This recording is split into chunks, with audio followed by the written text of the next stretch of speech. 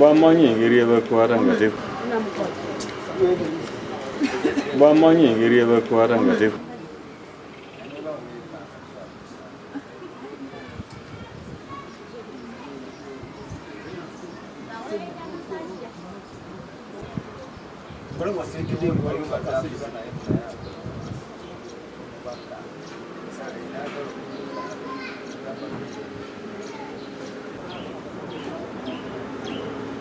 Okuva lwe bamusimako omutwe tubadde mu kunoonya. Twasooka ne tukwatako omusawo w'ekinnansi. Omusawo omwana n'adduka muto waffe. Naye twamukutte era tusuubira nti n'omutwe gwa kitaffe gugenda kola ki? Gugenda komawo. Omwana ye FARUK Akwatiddwa era ali wano ku poliisi enjeru. Ekitundu mwamukwatidde? Ekitundu twamukwatidde KALAKI Tetteeso twamusanze. Mulundi guno poliisi njebaza nti efuddeyo okulaba nti tukwataganye nayo ne tunoonya obujulizi ne tunoonya ennamba z'amasimu okubatresinga abantu abo paka emaraki ne tukwatagana nabo ne batuwerekera n'okunoonya ne tutuukeyo yennyini era ne batwongera abasirikale ne tugenda ne tuzinda ekitundu ekyo.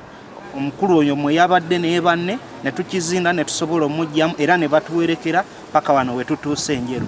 Kale tuli kwagala bwe bamukutte kuba bamukutte bagenze wala yali yeekwese ne bamukwata.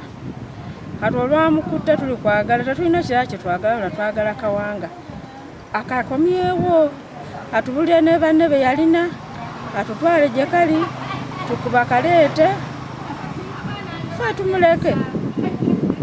Naye kasookedde basimula amalaala ago tetuwulira bulungi, tweraliikirira, tetulya mmere, tusiiba tukaaba. Omwana kye yakola tekiriyo. Oba oli kitaawe tasobola kujja wa kitaawe n'amusimula Akawanga n'atwala. Tetumanyi kiyagendera oba yagenderera ki, oba byamasabo oba ayagala bya bugagga tetumanyi. Naye kye tumusaba twagala aleeta Akawanga fe tumuleke. Kituufu nti waliwo suspect wetufunye oba gwe tulina ina wa custody at CPS enjeru nga avunaanizibwa emisango omusango ogw'okutataaganya eddembe ly'omuntu eyafa kye bandiyise nti disturbing the peace of the dead. So omusango alipotingibwa nga 3 mu mwezi ogw'okutaano omwaka guno nga bagamba nti bagenda ne basimula Akawanga k'omuntu eyafa. So twarestinga the first suspect, that was the witch doctor oba gwe nandiyise nti omusawo w'ekinansi yali involved era ne tukola investigations soko ne other teams of police officers bagenda ku scene and we confirmed nti the act was done.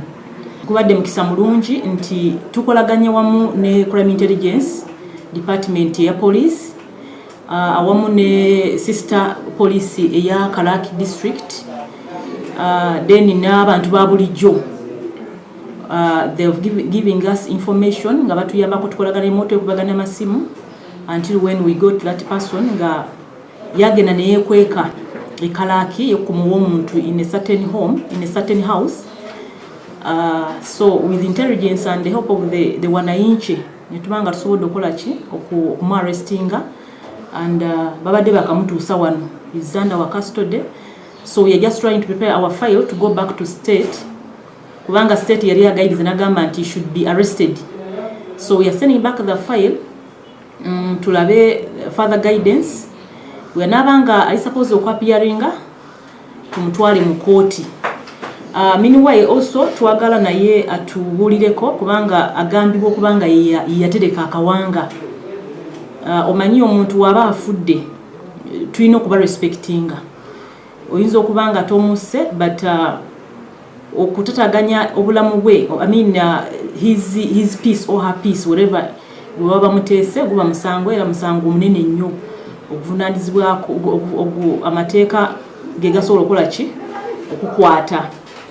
So omusibe tumulina By tomorrow, I know the file will be when he has gone and he has come back, and his fate will be seen. Yes.